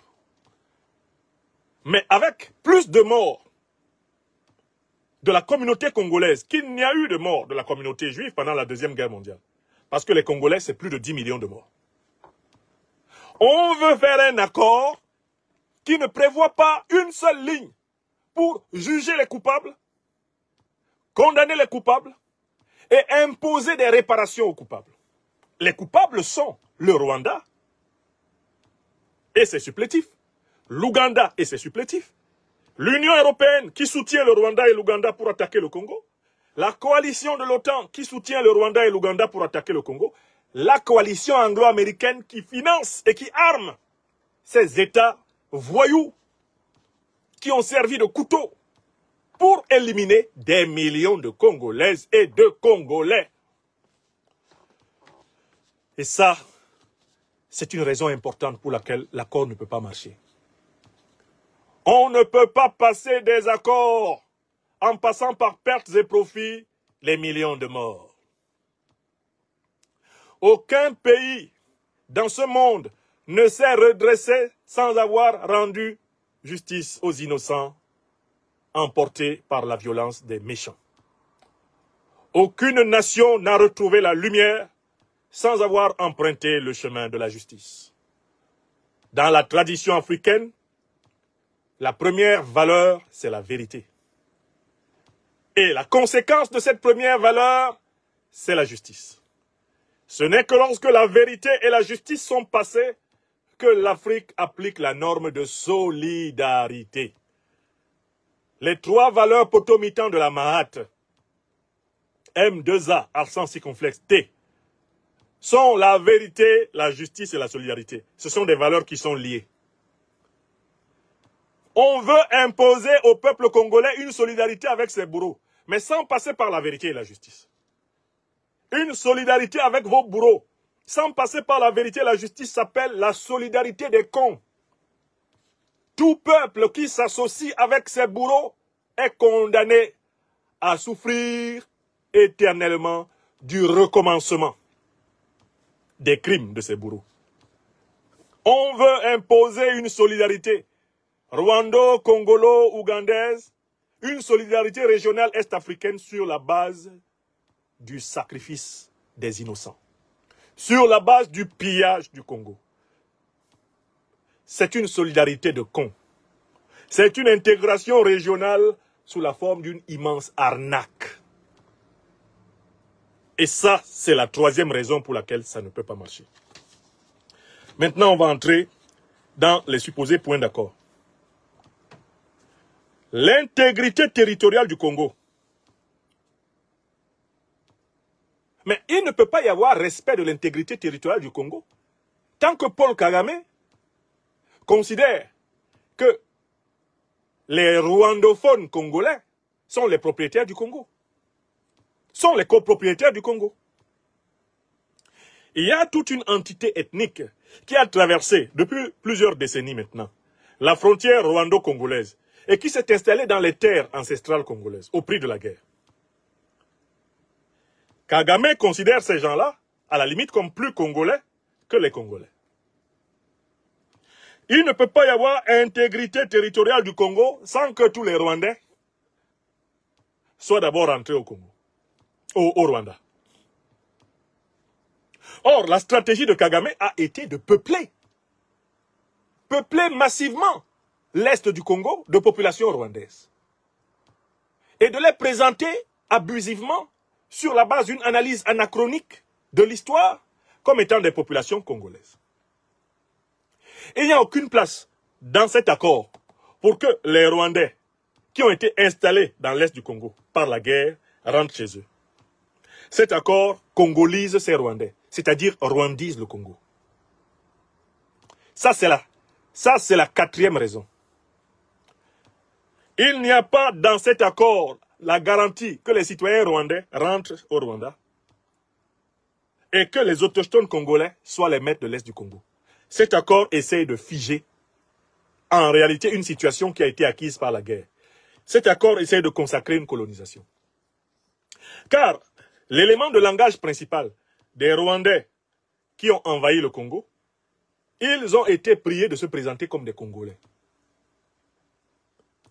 Beaucoup d'entre eux ont même des papiers congolais. Beaucoup d'entre eux fabriquent même maintenant les papiers congolais. Il ne peut pas y avoir donc intégrité territoriale du Congo alors qu'il n'y a pas intégrité démographique du Congo. Vous comprenez? Je prends le point suivant. Cinquième point, intégrité territoriale du Rwanda. Elle passe par la neutralisation des FDLR, c'est-à-dire des membres de l'ancien régime Habyarimana, ce qu'on a appelé à un moment donné les Interahamwe, lors de la période du génocide rwandais. Le Rwanda demande qu'ils soient neutralisés. Mais il est facile de se rendre compte que le Rwanda a intérêt à ce que des FDLR continuent à exister. Parce que l'existence de l'opposition armée rwandaise au Congo est un alibi tout trouvé pour que Kagame maintienne les troupes rwandaises en République démocratique du Congo et continue à voler le minerai congolais. L'intégrité territoriale du Rwanda ne peut pas être respectée parce que le Rwanda lui-même organise en réalité des FDLR qui lui servent de prétexte pour envahir le Congo. Donc il faut que vous compreniez que jamais les FDLR ne disparaîtront tant que Kagame sera président à Kigali. Parce que Kagame a besoin des FDLR, exactement comme Israël avait besoin du Hamas. Il faut que les Congolaises et les Congolais comprennent. Tshisekedi, qui n'est pas en capacité de faire gagner une guerre par les FARDC, ne peut pas faire gagner une guerre par les FDLR. Qui ne peut pas le plus, ne peut pas le moins. Qui ne peut même pas le moins, ne peut pas le plus. Tshisekedi ne peut pas organiser une victoire militaire des FARDC contre le Rwanda et l'Ouganda. Il ne peut pas. Donc, Tshisekedi ne peut pas non plus organiser les FDLR, c'est-à-dire les rebelles rwandais, pour prendre le pouvoir à Kigali. Ils ne prendront jamais le pouvoir à Kigali en comptant sur Tshisekedi. Par contre, Paul Kagame a intérêt à ce qu'il y ait toujours des FDLR. C'est-à-dire que même si la République démocratique du Congo chassait tous les FDLR qu'elle peut voir, Kagame va constituer des unités qu'il va déguiser en FDLR pour justifier son entrée au Congo. Pour cela, faites confiance à Kagame. Il a l'intelligence tactique et stratégique du diable en personne. Il a toute l'intelligence nécessaire pour continuer à réunir les conditions de l'invasion militaire du Congo par le Rwanda. Donc quand le Rwanda dit, tant qu'il y aura des FDLR, mon armée sera au Congo, sachez que le Rwanda de Kagame là, fera toujours entrer des groupes de gens FDLR au Congo. Qu'est-ce que ça coûte à Kagame d'habiller une unité rwandaise, des FPR, en uniforme FDLR, de commettre 2 ou 3 exactions. Ensuite, les gars changent d'habit. Ils se réhabillent en habit du M23, AFC. Ils se réhabillent en habit de l'armée rwandaise, RF. Et puis c'est terminé. Et Kagame dit, voilà, je vous ai dit que je ne peux pas sortir du Congo tant qu'il y a des FDLR. Voilà, ma localité de Gisenyi a été attaquée tel jour par un groupe de FDLR. Vous voyez, je ne peux pas partir du Congo. C'est ce que Kagame fait depuis très longtemps. Et c'est ce qu'il va continuer à faire. Car il sait que l'une des conditions pour que l'accord ne soit pas applicable, c'est que le Rwanda continue à être attaqué par les anciens rebelles du régime à Biarimana. Même si ces anciens rebelles sont à l'état presque zéro, à l'état complet d'affaiblissement, Kagame va susciter des unités fantômes, FDLR, qui vont perpétrer des actions hostiles contre le Rwanda pour justifier le maintien des troupes rwandaises en République démocratique du Congo. Écrivez ça. Voilà pourquoi l'accord ne peut pas donner. Cet accord ne peut pas marcher. Parce qu'il y a des zones de manœuvre qui dépendent de la volonté de Kagame. L'accord laisse à Kagame de la manœuvre en disant, tant qu'il y a des FDLR, tant que les FDLR ne sont pas neutralisés, l'armée rwandaise, les Rwandan Defense Force, RDF, est toujours au Congo. Les supplétifs de l'armée rwandaise du M23 et de l'AFC sont toujours au Congo. Je passe maintenant au 6e point. L'accord parle de règlement pacifique des différends. Mais il ne peut pas y avoir règlement pacifique des différends là où il n'y a aucun risque d'une action coercitive contre le coupable. Dites-moi pourquoi le Rwanda accepterait un règlement pacifique de son différend avec le Congo, alors que le gouvernement et le régime rwandais actuel ont bâti la prospérité du Rwanda sur le pillage du Congo. Quel intérêt ont-ils à aller vers la paix, alors que le modèle de développement du Rwanda présuppose l'exploitation, le pillage du Congo? Cet accord ne peut pas marcher parce que le Rwanda n'a pas changé de modèle socio-économique. Le Rwanda n'a pas changé de modèle géostratégique. Le Rwanda n'a pas changé de modèle géopolitique. La prospérité du Rwanda passe par le pillage du Congo. Et comment voulez-vous donc que le Rwanda veuille qu'il y ait la paix au Congo? Si le Rwanda sait que dès lors qu'il y aura la paix au Congo, lui, le Rwanda, ne pourra plus piller le minerai congolais. Donc l'accord ne peut pas marcher. Parce que le peuple congolais n'a pas renoncé à la souveraineté de ses ressources minières, de ses minerais, de ses métaux rares. Le Rwanda, l'ayant compris, est déterminé sous Kagame à entretenir la guerre au Congo. Parce que la guerre au Congo est la condition de l'approvisionnement rwandais. Dans l'accord, il n'y a aucune mesure coercitive prévue pour punir le Rwanda s'il continue. Mais pourquoi voulez-vous que le Rwanda s'arrête si l'accord ne prévoit même pas une seule des sanctions qui s'appliquerait à lui s'il ne retire pas ses troupes? Mieux, pourquoi voulez-vous que le Rwanda arrête d'agresser le Congo dès lors que les États-Unis, le Qatar, qui encadrent en tant que médiateurs ce supposé accord, disent qu'eux, ils n'ont aucune obligation, qu'ils ne sont soumis à aucune contrainte, qu'aucune sanction ne peut leur être opposée? Comment le Rwanda, qui sait que ses parrains sont à l'abri de toute critique, sont à l'abri de toute sanction? Comment le Rwanda, qui se sait à l'abri de toute sanction, protégé par ses parrains, comment ce Rwanda va-t-il accepter de se convertir à la paix? L'accord, en réalité, laisse ouverte la possibilité de toutes les manipulations, de toutes les tactiques, de toutes les stratégies. Alors, l'interdiction des actes hostiles, ou de soutenir des actes hostiles, mais ce sont des propos, ce sont des interdictions purement verbales. Vous dites à Kagame, ne volez pas l'or du Congo, le diamant du Congo, l'uranium du Congo, ne volez pas le coltan, le cobalt congolais. Quand vous avez fini de dire ça, est-ce que ça l'empêche de le voler au moment où nous parlons? Cet accord, c'est un accord inutilement bavard. La grande question que l'accord ne résout pas, c'est que cet accord ne prévoit pas les sanctions contre ses propres violations. Aucune sanction n'est explicitement précisée. Aucune sanction. En fait, l'accord encadre le pillage du Congo. Alors, on parle de portée territoriale de l'accord. Mais comment peut-on parler de portée territoriale de l'accord alors que l'armée rwandaise est toujours à l'intérieur du territoire congolais, au moment où on parle? L'armée ougandaise est toujours à l'intérieur du territoire congolais. Mais l'armée congolaise n'est nulle part à l'intérieur du territoire ougandais et nulle part à l'intérieur du territoire rwandais. Comment peut-on parler d'une portée territoriale d'un accord alors que c'est le territoire congolais qui est envahi? C'est le Congo qui est envahi, il n'y a pas de troupes congolaises au Rwanda. Et il n'y a pas de troupes congolaises en Ouganda. Il y a des troupes rwandaises au Congo, il y a des troupes ougandaises au Congo. Alors, quelle réciprocité territoriale peut-il y avoir dans un accord où moi je suis envahi, moi le Congo, toi tu es l'envahisseur? En quoi puis-je m'engager à protéger ton territoire où je ne suis pas? Et en quoi peux-tu me donner des garanties de protéger mon territoire que tu n'as pas quitté? L'accord est une nullité absolue. On dit, on va pacifier les groupes armés non étatiques. Il n'y a pas de groupe armé non étatique en République démocratique du Congo. Ce sont des groupes armés para-étatiques et connectés aux États, sponsorisés par des États. Il y a l'armée ougandaise et les milices ougandaises. Il y a l'armée rwandaise et ses milices. Ne me dites pas que les milices rwandaises en République démocratique du Congo sont des groupes armés non étatiques. Ce n'est pas vrai. Ce sont des milices d'État. Ce sont des appendices de l'armée rwandaise.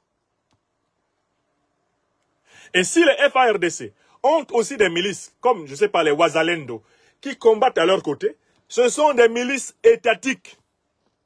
Ce sont les milices de FARDC. Il n'y a pas de groupe armé non étatique au Congo. Tous les groupes armés qu'il y a au Congo représentent les intérêts d'un État. Soit les intérêts de l'État rwandais, soit les intérêts de l'État ougandais, soit les intérêts de l'État congolais. Voilà la réalité.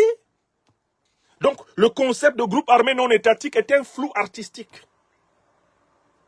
Le 7e point d'accord dit, on va protéger les civils et le personnel humanitaire. Mais comment peut-on dire qu'on va protéger les civils et le personnel humanitaire en République démocratique du Congo, alors que pour plus de 10 millions de personnes tuées, on a jugé, condamné personne, on n'a réparé personne? Où sont les procès des crimes contre l'humanité, des crimes de guerre? Où sont les procès des crimes économiques qui ont été perpétrés au Congo? Peut-on protéger des civils dans un pays où des millions de civils sont impunément tués depuis 30 ans, sans qu'il y ait un procès, sans qu'il y ait une condamnation des véritables coupables, c'est-à-dire le Rwanda, l'Ouganda, l'Union européenne, l'Alliance anglo-américaine, l'OTAN, les alliés de l'OTAN au Moyen-Orient, comme le Qatar? Tout ce monde est impliqué dans les groupes qui ensanglantent le Congo. Tant qu'il n'y a pas eu un procès avec une condamnation, est-ce qu'on peut dire que la population civile congolaise est protégée? Réponse non. Et ça, cela me fait au moins déjà 6 raisons pour lesquelles l'accord ne peut pas marcher. Mais je vais venir à la 7e raison. La raison qui m'a arraché les tripes. La raison qui m'a fait couler des larmes. C'est l'engagement pris par le régime Tshisekedi de brader les richesses du Congo sous l'égide des États-Unis, sous l'égide de la coalition régionale sous le contrôle des États-Unis, donc le Rwanda et l'Ouganda principalement, et au détriment des intérêts souverains du peuple. Je vais vous relire l'extrait. Je retourne dans le texte. Je vais retourner dans le texte. Le texte de l'accord est le plus explicite.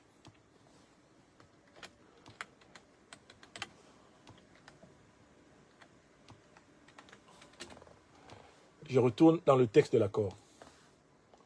Et c'est la partie la plus effrayante de cet accord. C'est la partie 6. Ça tombe sur la partie 6. Et ce n'est pas mis en partie 6 par hasard. Le chiffre 6, dans le symbolisme judéo-chrétien, c'est le chiffre du diable. Dans cet accord-là, La partie 6, c'est le diable en personne qui opère. Lisons.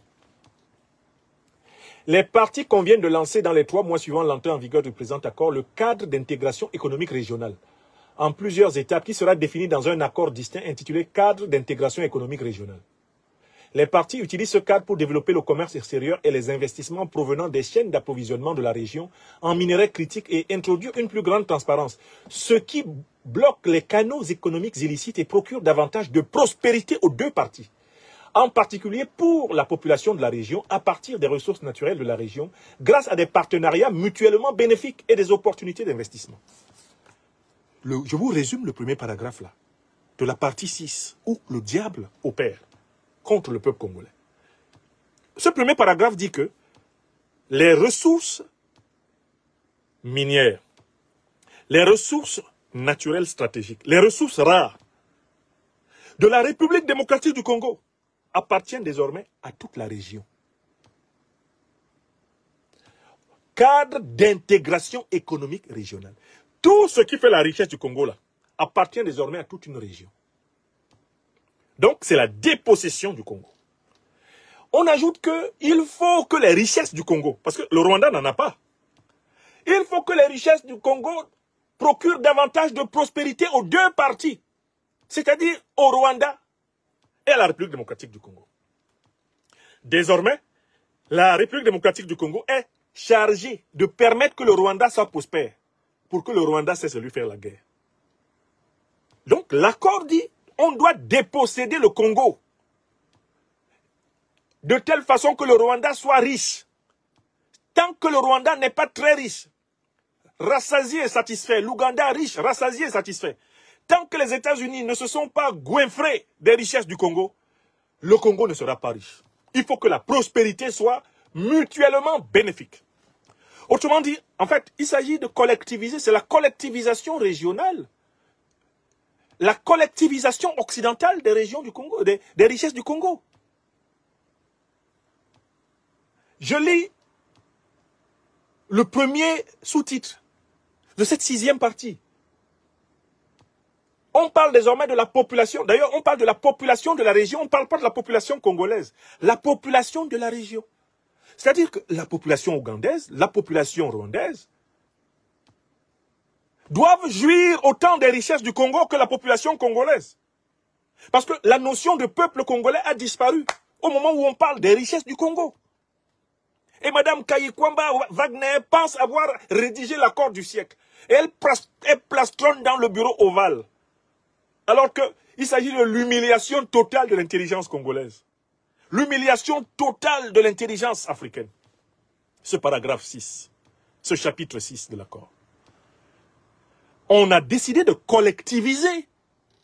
On dit que toutes les richesses du Congo appartiennent à toute la région. Et on dit qu'elles doivent mutuellement bénéficier aux Congolais et aux Rwandais. C'est-à-dire que le Rwanda doit se partager le Congo avec les Congolais pour que les Congolais aient la paix. C'est ce que dit le paragraphe. Il faut que cela procure davantage de prospérité aux 2 parties. Deux. Ils sont 2 à se partager le Congo. Le peuple congolais doit se partager le Congo avec le peuple rwandais pour que le peuple congolais ait la paix. Voilà ce qui est écrit. Attention, le peuple congolais ne doit pas se partager les richesses du Rwanda, qui n'en a pas, avec le peuple congolais. Non, il doit se partager les richesses du Congo, qui en a, avec le peuple rwandais. Voilà la condition de la paix.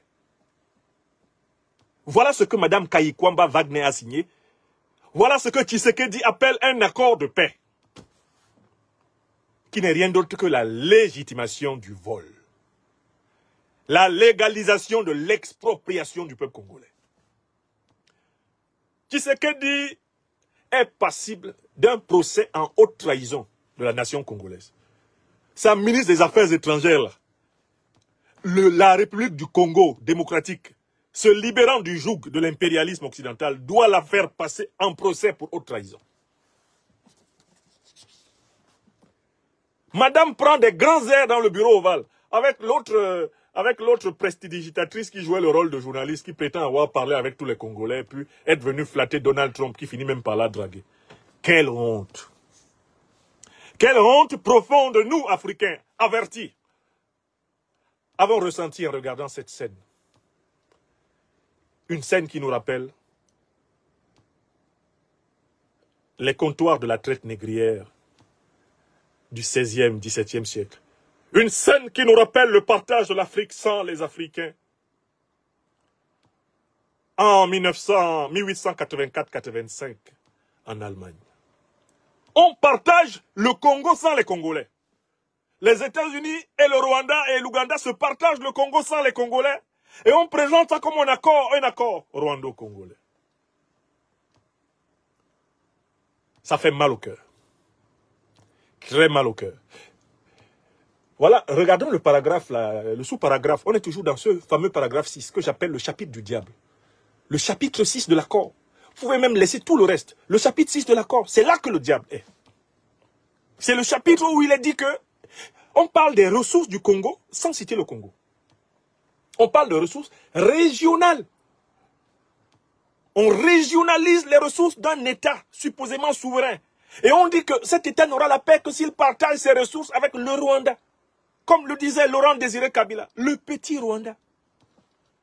On le prend, on le pose sur le même pied d'égalité que l'immense Congo. Et on dit, les ressources du Congo doivent se partager avec le Rwanda dans une logique de prospérité mutuelle pour la population de la région. On n'a pas dit pour la population du Congo.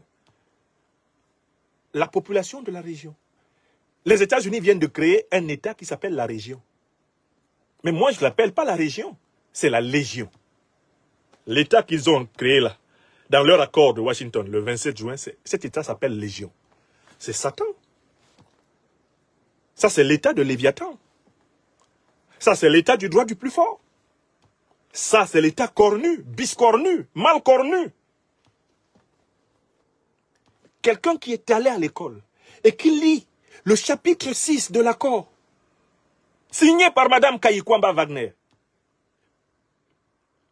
il risque de faire une crise cardiaque. Moi, quand j'ai lu le chapitre là, j'ai eu des sueurs qui coulaient, j'ai eu une montée de tension, j'ai ressenti une honte profonde. Vraiment, un Africain conscient qui lise le chapitre 6 de l'accord. Oh, c'est pas possible. Ils disent, dans le cadre, les partis lancent ou élargissent la coopération sur des priorités communes, telles que la gestion des parcs nationaux. Mais qu'est-ce que le Rwanda a à faire dans la gestion des parcs nationaux du Congo? Que le Rwanda gère les parcs nationaux rwandais diantre. Que l'Ouganda gère les parcs nationaux ougandais, Seigneur. Qu'est-ce qu'ils ont à foutre avec les parcs nationaux congolais? Le développement hydroélectrique. Ok. On peut comprendre que le partage de l'énergie électrique se fasse en intelligence entre États. Mais enfin, si le Rwanda a des fleuves, mais qu'il aille poser des barrages dessus. Si les barrages sont au Congo, que le Rwanda négocie calmement des accords de distribution d'électricité avec le Congo au lieu de venir arracher. Le dérisquage des chaînes d'approvisionnement en minerais, c'est quoi le dérisquage? Dérisquage, ça veut dire que du moment que le Rwanda va profiter des diamants, de l'or, du coltan, de l'uranium congolais, alors le Rwanda va enlever ses milices. Parce que ce sont les milices rwandaises qui provoquent des risques dans cette affaire. Dérisquage. En réalité, ce qu'on veut dire, c'est désarmement des milices rwandaises qui empêchent le Congo d'exploiter librement ses richesses. Pour que cela soit possible, il faut que le Congo partage ses richesses avec le Rwanda. Donc ça s'appelle un braquage. C'est le braquage minier rwando-occidental contre le Congo qui est légitimé ici. La gestion conjointe des ressources du lac Kivu. Mais écoutez, il y a des parties du lac Kivu qui appartiennent au domaine territorial rwandais. Il y a des parties du lac Kivu qui appartiennent au domaine territorial congolais. D'accord, ce lac-là, ils l'ont un peu en commun, tous ces États. On peut s'entendre pour le gérer ensemble. D'accord. Des chaînes de valeur minière transparentes et formalisées de bout en bout. De la mine au métal transformé qui relie les deux pays. En quoi ça relie les deux pays? Est-ce que le Rwanda a de l'or dans son sous-sol? Est-ce que le Rwanda a de l'uranium dans son sous-sol? Est-ce que le Rwanda a du coltan dans son sous-sol? Est-ce que le Rwanda a du cobalt du cuivre dans son sous-sol? Non. En quoi la gestion du minerai? En quoi la gestion du minerai congolais doit se faire avec le Rwanda, alors que le Rwanda n'a pas de minerai? Les seuls accords qu'il peut y avoir entre le Rwanda et le Congo sont des accords liés au transport du minerai congolais à travers le Rwanda vers les ports de la côte Est. Il peut y avoir un accord pour le transport, pour le transit. Mais il ne peut pas y avoir un accord sur l'exploitation parce que ça n'appartient pas au Rwanda, diantre. Le Congo possède un port sur l'océan Atlantique à travers la région de Matadi. Le Congo peut sortir ses richesses sur l'océan Atlantique par Matadi. Mais comme le Congo est immense, pour sortir ses richesses sur l'océan Indien, en effet, passer par le Rwanda, etc., l'Ouganda, le Kenya et consorts, pour aller sur l'océan Indien, c'est possible. C'est un accord douanier. On fait des prix de douane. Si on veut sortir notre uranium en passant par le Rwanda, on s'entend avec le Rwanda sur combien on le paye pour le sortir, c'est tout. Ce sont des droits de douane. Et puis, le droit international encadre l'exigence des pays qui sont enclavés d'avoir des voies de sortie pour leurs richesses. Là, il peut y avoir un accord. Mais le Rwanda veut avoir des droits sur le minerai lui-même. Il veut avoir des droits sur le cuivre, sur l'uranium, sur l'or, sur le diamant congolais. De quel droit? Les seuls droits que le Rwanda peut revendiquer sont des droits de transport douanier. Des droits en tant que couloir vers l'océan Indien. On peut comprendre. Vers les bateaux de l'océan Indien. Parce que la République démocratique du Congo n'est pas complètement enclavée. Elle a un port. Elle a un port au sud de, si je ne m'abuse, au sud de l'Angola, le port de Matadi. Elle a une enclave qui la conduit directement sur l'océan Atlantique. Non, on nous dit, en partenariat, le cas échéant, avec le gouvernement et les investisseurs des États-Unis. Non, les États-Unis monopolisent. Les États-Unis décident de chapeauter le commerce du minerai congolais. De quel droit? De quel droit les États-Unis d'Amérique, qui se trouvent être derrière la déstabilisation de la République démocratique du Congo, devraient-ils être le plus grand bénéficiaire international des richesses du Congo? De quel droit viennent-ils présider la zone économique de la République démocratique du Congo? De quel droit? Est-ce que nous sommes en Amérique du Nord? Est-ce que nous sommes en Amérique du Nord? Comment peut-on comprendre que les États-Unis veuillent présider à la région économique intégrée qu'ils ont inventée de toutes pièces pour aider leurs suppôts rwando-ougandais, alors que Donald Trump proclame le principe de l'Amérique aux Américains? How dare you dominate on the Congolese economy while defending at the same time the motto said under the denomination MAGA, Make America Great Again? Is the Congolese Democratic Republic a part of the American territory? How dare you dominate the agreement between Rwanda and Congo? How dare you control all the economic system of that agreement while defending America to Americans, forbidding to Congolese citizens the entrance in America, forbidding this to, I don't know, Rwandese, Chadian citizens and so on? How dare you intend to dominate on African economics while proclaiming that America belongs only to America? What are you expecting from Africans when you are defending a radical protectionism in America? Donc, les États-Unis sont dans une phase d'un protectionnisme fou. Donald Trump a fait grimper les droits de douane.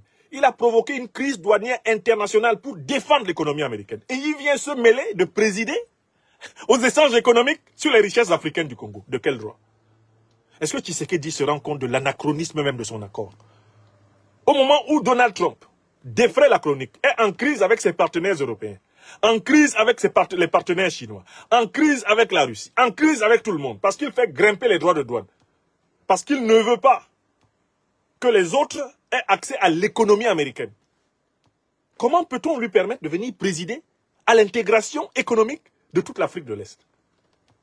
Comment peut-on faire cela et dormir tranquille, comme Kayikamba, Kwamba Wagner et Tshisekedi semblent le faire? How is it possible? Trump vient d'interdire la circulation vers les États-Unis d'Amérique à des citoyens de plus de 30 pays africains. Il a appelé certains pays africains shithole countries. Comment au même moment on peut lui donner la main sur un accord concernant les richesses du pays africain, le pays africain le plus riche? Hé, Congolaises, Congolais, partisans de Tshisekedi, Tshilombo Félix, je vous demande, au moment où Trump a une politique hostile envers les immigrés africains, c'est ce moment que vous choisissez pour brader le Congo. C'est ce moment que vous choisissez pour que les richesses du Congo appartiennent à une région imaginaire, une région fantasmagorique, dans laquelle le Congo et le Rwanda profiteraient à égalité des richesses du Congo. En réalité, dans laquelle, sous couvert du Rwanda, on pille le Congo pour l'industrie impérialiste occidentale. Comment est-ce possible? Qu'est-ce qui n'a pas marché? Le deuxième sous-paragraphe dit, en outre, avec les partenaires clés, les partis s'engagent à explorer des options. Les partis s'engagent à explorer des options pour lier le cadre à d'autres initiatives internationales ou régionales de développement économique. C'est quoi ces phrases-là? C'est quoi ces phrases-là? Qu'est-ce que ça veut dire, ça? Surveillance économique. Les partis établissent ou utilisent des mécanismes indépendants d'audit économique et de lutte contre la corruption pour surveiller les chaînes d'approvisionnement. Mais écoutez, les minéraux là, c'est les minéraux de qui? De quel droit les États-Unis et le Rwanda seraient-ils impliqués dans la surveillance, de la transparence dans la gestion et dans la commercialisation des minéraux du Congo? Est-ce que la République démocratique du Congo participe à la surveillance, à la lutte contre la corruption, à la veille sur la transparence du commerce international américain? Est-ce qu'elle est même impliquée dans la transparence, la lutte contre la corruption dans les affaires rwandaises? Comment se fait-il que le Rwanda et les États-Unis soient impliqués dans le contrôle des interactions à l'importation et à l'exportation de l'économie congolaise? Comment on peut écrire ça? Kayikwamba, vous avez fait votre école où pour écrire ça? Vous impliquez une puissance dans le contrôle de vos affaires, alors que vous n'êtes pas impliqué dans le contrôle de ces affaires. Vous impliquez le Rwanda dans le contrôle du trafic du minerai congolais, alors que le Rwanda n'a pas de minerai. Seigneur.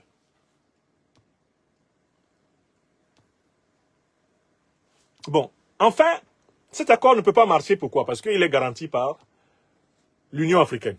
L'Union africaine, c'est une organisation entièrement néocolonisée qui est incapable de se financer elle-même. C'est une organisation à la solde des intérêts étrangers à l'Afrique. Cet accord est garanti par le Qatar. Mais qui est le Qatar? Le Qatar, c'est l'allié de l'OTAN au Moyen-Orient et la base arrière des principales organisations terroristes qui ensanglantent le Sahel et l'Afrique. Le Qatar a participé avec l'OTAN à la destruction de la Libye, à l'assassinat de Kadhafi. Tout pays africain qui implique le Qatar dans ses médiations, eh bien, fuit la pluie pour se cacher dans la rivière. Le Qatar est au cœur de la déstabilisation contemporaine du continent africain. On ne peut pas obtenir la paix en mettant le Qatar dans la médiation. Parce que le Qatar est un État qui veille à entretenir la guerre en Afrique.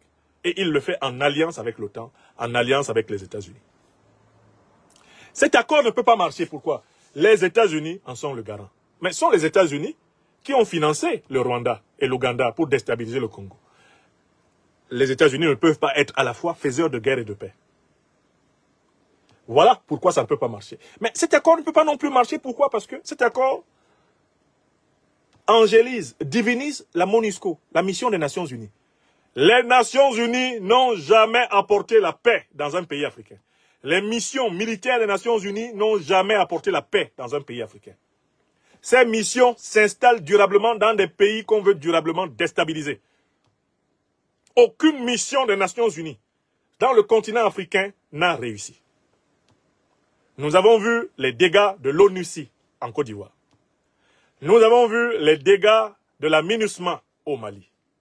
Nous avons vu les dégâts de la MINUSCA en Centrafrique. Nous avons vu les dégâts de la MINUSOM en Somalie.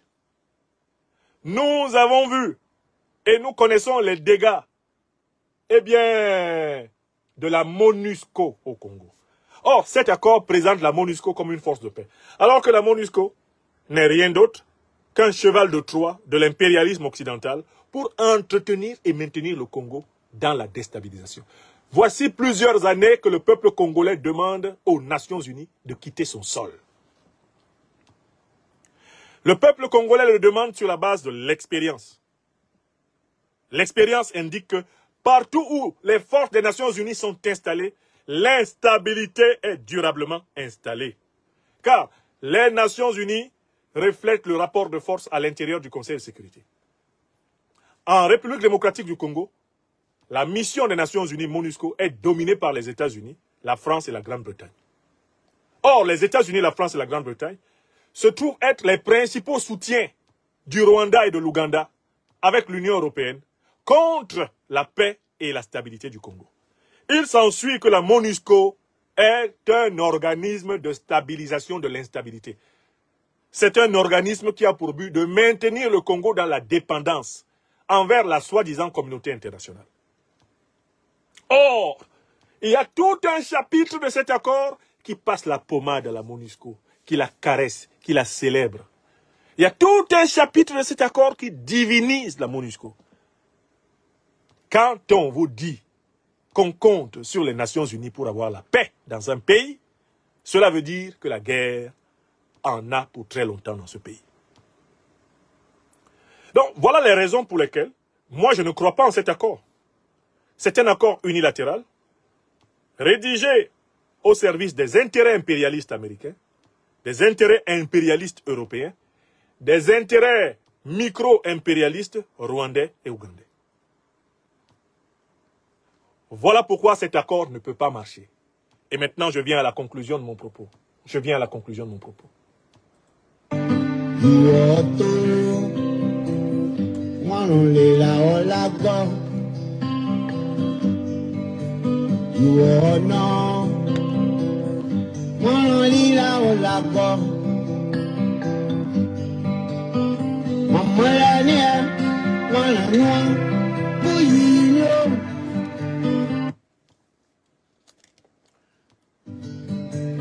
You are none. Manolela olago.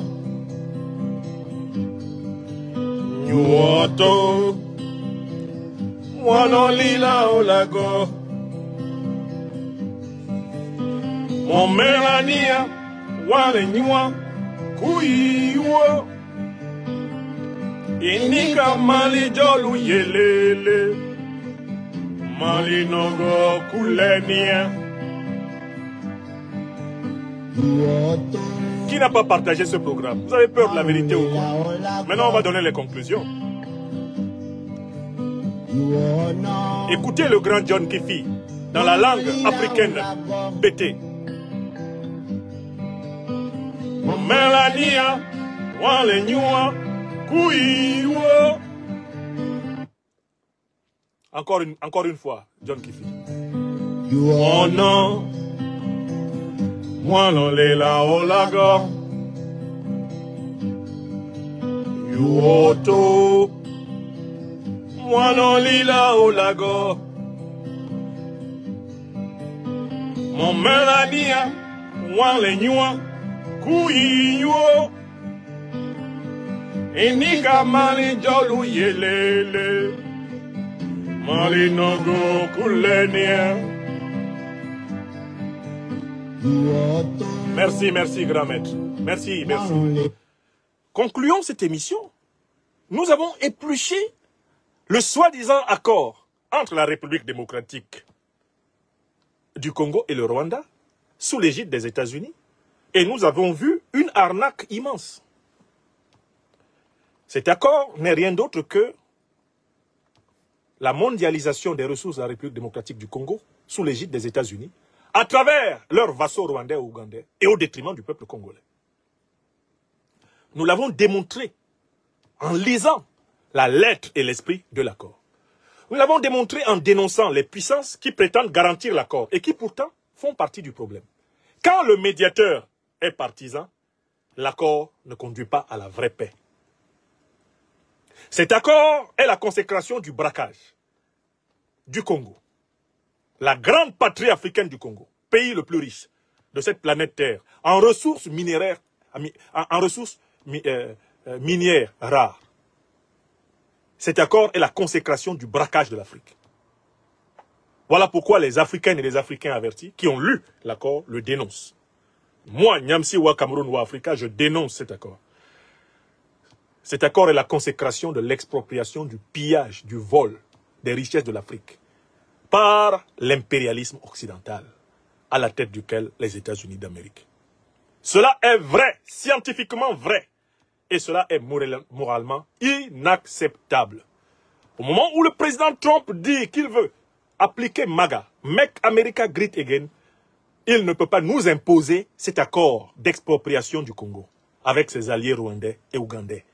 Car nous aussi, nous affirmons pour l'Afrique, Make Africa Great Again. Make Africa Great Again.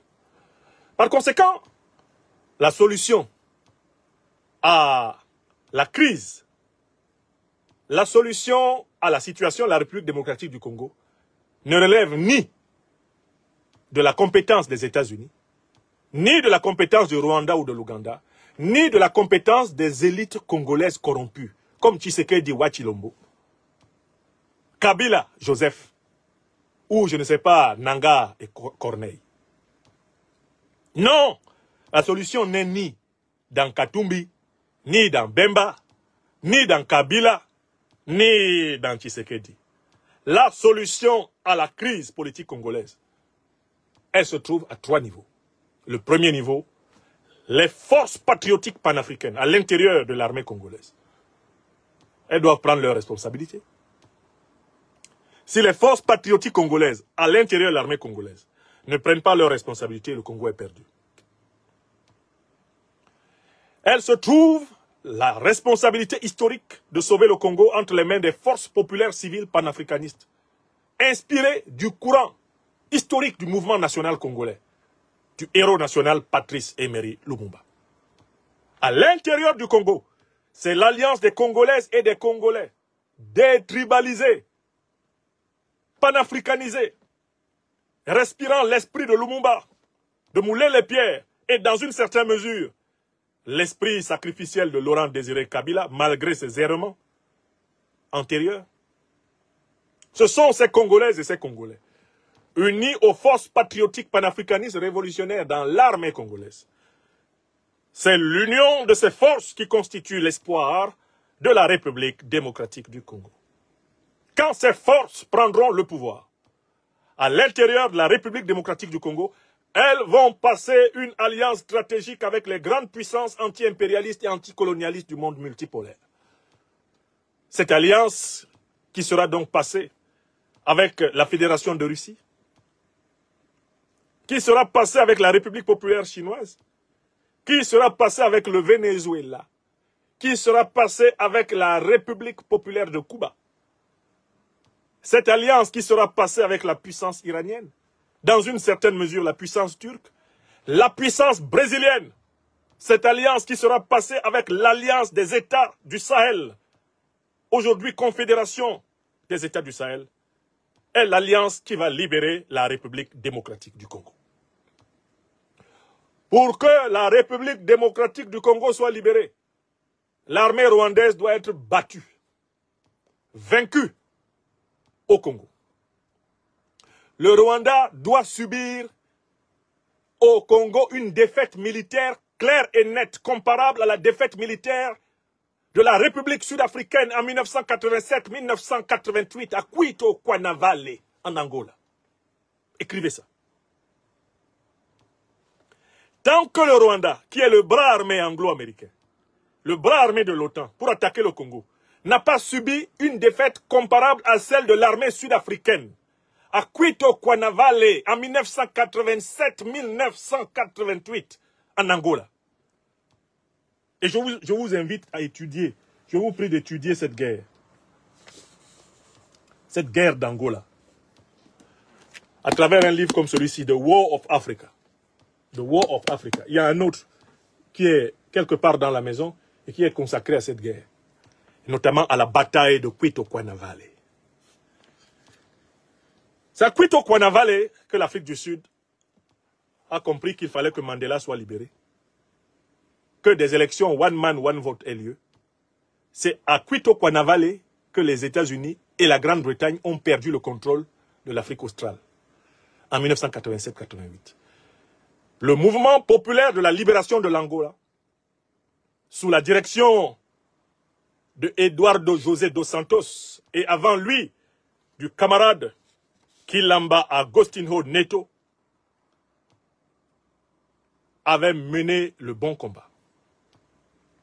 Soutenu par les alliés panafricains venus de Cuba, des dizaines de milliers de soldats cubains assistant le MPLA avec le soutien de l'Union des républiques socialistes soviétiques, infligeait une défaite militaire monumentale à l'armée sud-africaine et à ses supplétifs angolais qui étaient alors,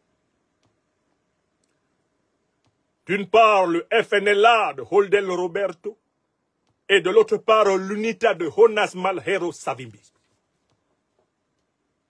Quand l'armée sud-africaine, qui soutenait les mouvements pro-impérialistes et pro-néocolonialistes du FNLA adossé d'ailleurs sur le Zaïre de Mobutu Sese Seko Kukumbendu Wazabanga, lorsque fut taillée en pièces à Cuito-Cuanavale l'armée de l'UNITA de Malheiro Savimbi soutenue par l'Afrique du Sud raciste, par les pays européens dont la France, par les États-Unis d'Amérique, cette défaite-là obligea les dirigeants de l'apartheid à aller chercher Mandela en prison pour négocier. Et c'est ainsi que la Namibie parvint à l'indépendance, avec à sa tête la SWAPO du camarade Samuel Nujoma. C'est ainsi que l'Angola progressivement recouvrait sa souveraineté sous la gouvernance du mouvement pour la libération du peuple d'Angola, encore au pouvoir aujourd'hui. C'est ainsi que l'indépendance zimbabwéenne était confortée. C'est ainsi que le néocolonialisme et l'impérialisme portugais, sud-africain, anglo-américain refluaient en Afrique australe. Il faut une défaite de cette ampleur à l'armée de Kagame. L'armée de Kagame doit rencontrer son Iran, comme Israël a rencontré l'Iran ces derniers temps au Moyen-Orient. Tant que l'armée de Kagame, qui est en réalité dans le rôle d'Israël au Moyen-Orient, cette fois-ci dans les Grands Lacs, c'est-à-dire déstabilisée pour le compte de l'Occident, afin d'organiser et de faciliter le pillage occidental d'une région. Tant que Kagame, dans le rôle de Benjamin Netanyahou, dans les Grands Lacs, n'aura pas rencontré son Iran, le Congo n'aura pas la paix. Et c'est la responsabilité des panafricanistes révolutionnaires, de l'armée congolaise, de la société politique civile congolaise, de prendre le pouvoir chez eux pour imposer une défaite à Kagame en s'appuyant sur une alliance continentale avec l'AES, en s'appuyant sur une alliance multipolaire avec la Fédération de Russie et la République populaire de Chine et les pays traditionnellement amis des luttes d'indépendance africaine, que sont Cuba, le Venezuela, aujourd'hui, dans une certaine mesure, l'Iran. D'accord? Il faut aller vers cette alliance parce que seule dans cette alliance, une bataille de libération de la République démocratique du Congo peut être vaincue. Cette bataille de libération aura le soutien de l'écrasante majorité du peuple congolais. Elle aura le soutien de l'écrasante majorité des peuples africains, de l'opinion africaine dans tous les continents. Car ce sera la bataille de la libération panafricaine du Congo. Elle est le chemin incontournable pour libérer ce pays. Je tenais à le dire clairement. L'accord de paix de Washington n'est pas un accord de paix. C'est un accord de maintien de la République démocratique du Congo sous le pouvoir des armes rwandaises, ougandaises, les armes occidentales. C'est un accord qui entérine le braquage du Congo, le pillage du Congo. C'est donc hors de l'égide américaine, hors de l'égide de l'OTAN, hors de l'égide de l'Union européenne, hors de l'égide du Rwanda et de l'Ouganda. En s'ancrant dans le monde multipolaire, dans la mouvance panafricaniste révolutionnaire, que le Congo va se libérer. C'est donc seulement un leadership authentiquement panafricain et révolutionnaire au Congo qui peut libérer le Congo. C'est ce que je voulais montrer et j'espère l'avoir amplement montré. Donc moi cet accord-là, je vous le dis honnêtement comme je le pense, il est bon pour la poubelle. Partage la vidéo et puis abonne-toi.